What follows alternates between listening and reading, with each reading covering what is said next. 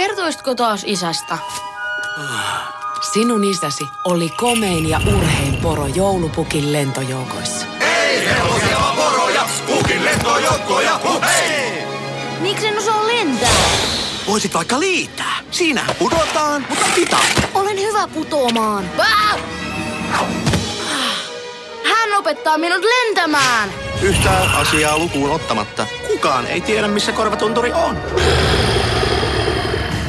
Painukaa metsälle hankkimaan ruokaa, tuokaa poroja. Onko hän vähän yksinkertainen? Ulos takakautta!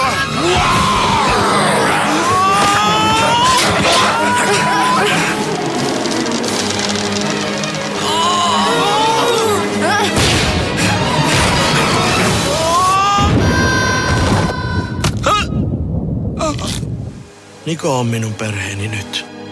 Siis siihen saakka, kunnes löytää oikean isänsä. Pojat, olkaa hyvät.